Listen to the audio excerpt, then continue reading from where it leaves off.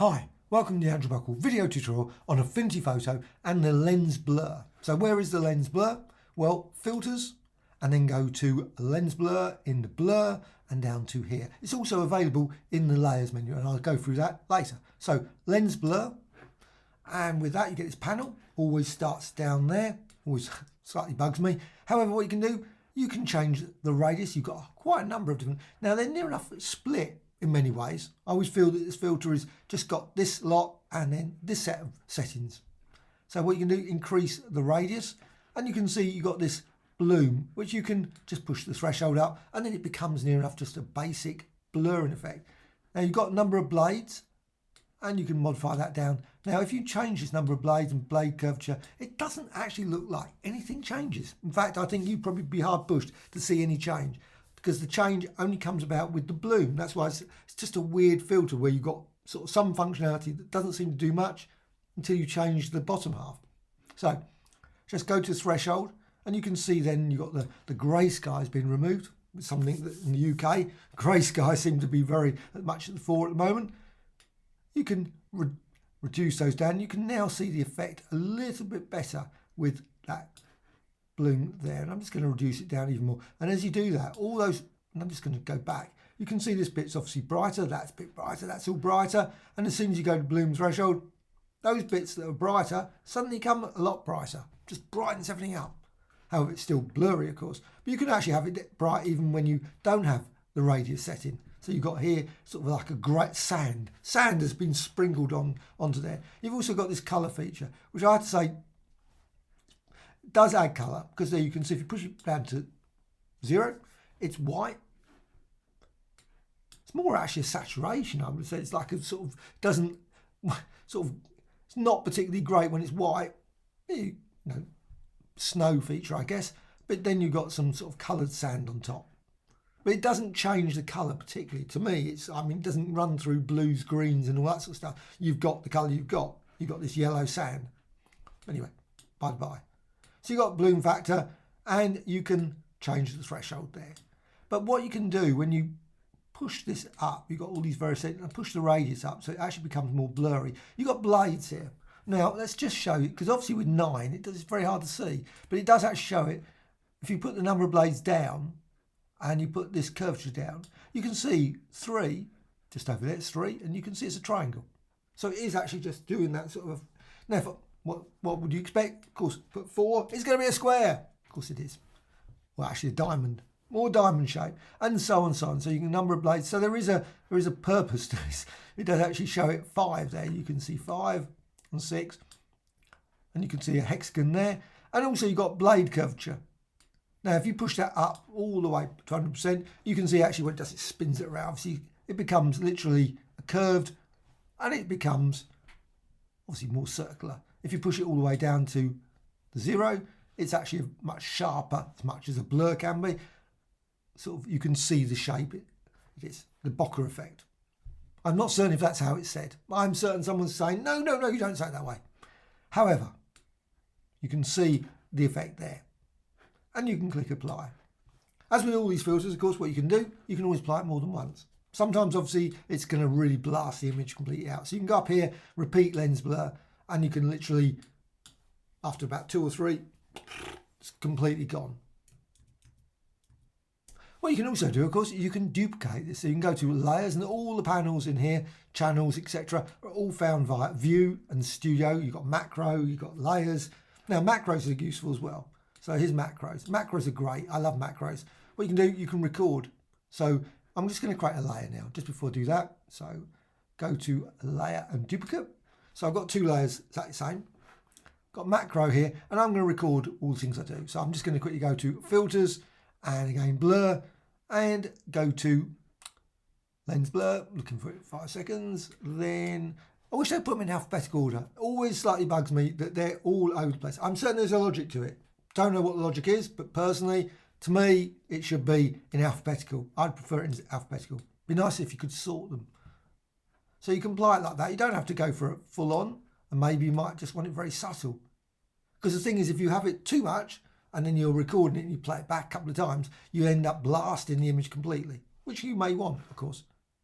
Then you can go to repeat, again, and it's captured, of course, there. And you can see, of course, you push it too far and straight away it starts to virtually, so couple. But you could add, obviously, combine it with other effects. So you could have like Gaussian blurs and maybe some other effects as well combined.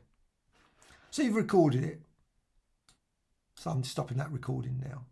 But anyway, I'm just going to keep that macro. And these are all the steps. So the macro I'm going to go back to in 5 seconds. What you got here is the layers. And you've got over here, just run through them. So you can see you go by going multiply, colour, burn, darker colour. You can run through it, get a nice shimmery sort of effect there. Screen, misty sort of effect. And of course you could have more than one layer. You could have 5, 10 layers.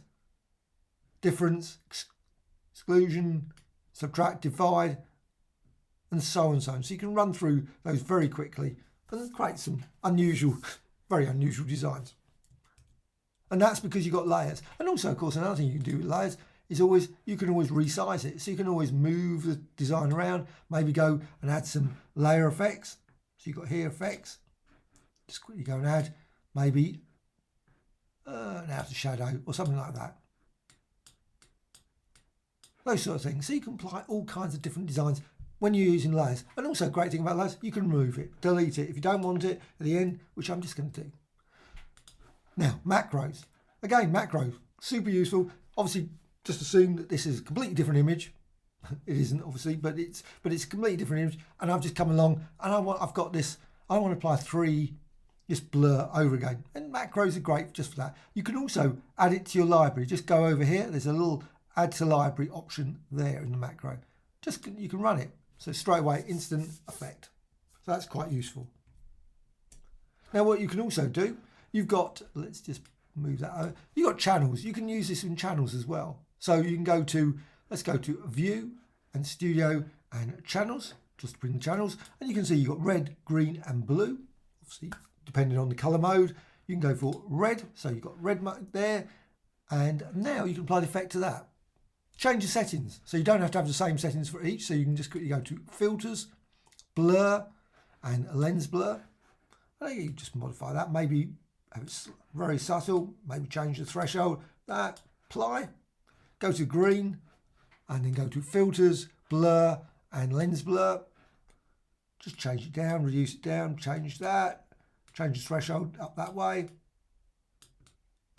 And apply. And you can see obviously the result down there. And the navigator is super useful in this case because you can see the end result. Actually, I had a suggestion. Someone suggested to me, why not have the navigator when you're doing like these sort of things? You can see what you're going to get with this. Obviously, at this point, you don't see what you're going to get. So you've got your blue, and then you can, of course, go and do maybe go apply a different filter. So blur, and maybe go for Gaussian blur instead. Click apply, and you can see again the end result via the navigator. Now, of course, once you've done that, you go back, and luckily, it is actually the same, which is super useful. Now, you can also, if you turn around and think, you know what, well, I've got this image now, I'm going to go with this at the moment, but you can also recolor it, of course, and you've got this great set of adjustments. So you've got an adjustments panel over here. I think it's quite a nice little feature. You've got a range, very much like Photoshop Elements, where you've got this sort of selection of, say you decide, you know what, I don't want it this at all. I actually want it just to be black and white. So you can click there, and then of course you've got blending modes, so you can run through the blending modes if you want to do that.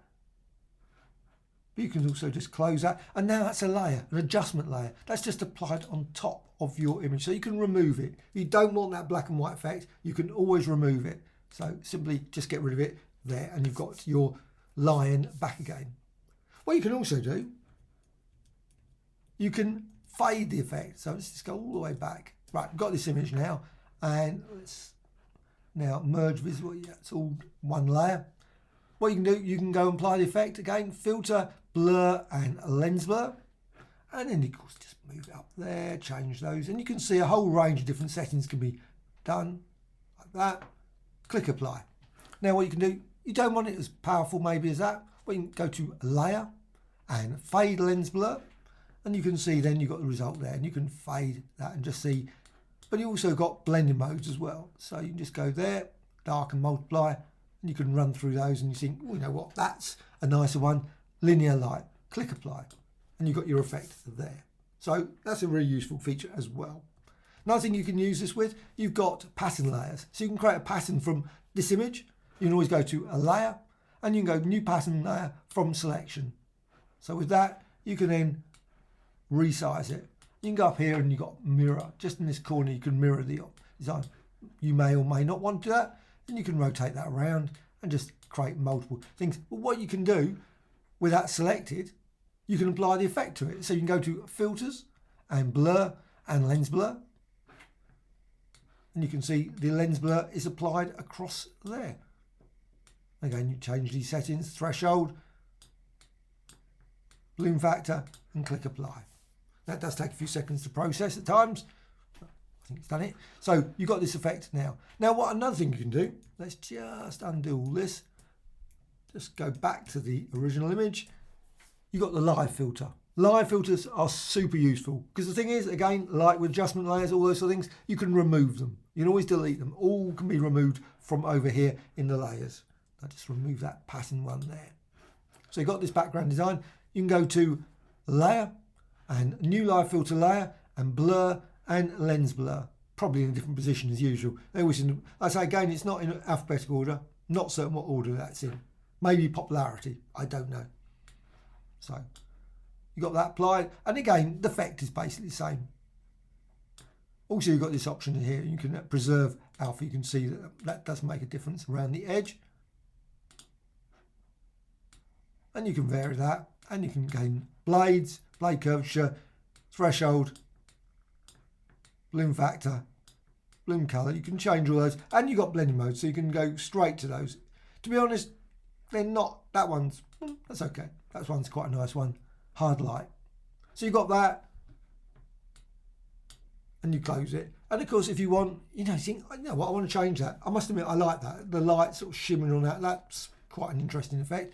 But you can go back to over here, double click, and you can then bring up and just change that. Maybe blur it even more, make it fade away.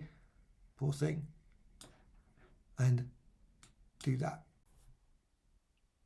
Hope you found this tutorial of interest. Always adding new tutorials all the time about Affinity Photo, Affinity Designer and many other applications. If you've got any questions, comments, anything that you think I did wrong, please put in the comments. It's always great to learn some new things. Maybe there's other ways that you use this lens blur. Always great to hear. Also, a dislike or like. Always appreciated. Also, please subscribe. As also, please check the Graphicxtras website out. Graphicxtras website, always adding new tutorials all the time on that site. So, thank you much.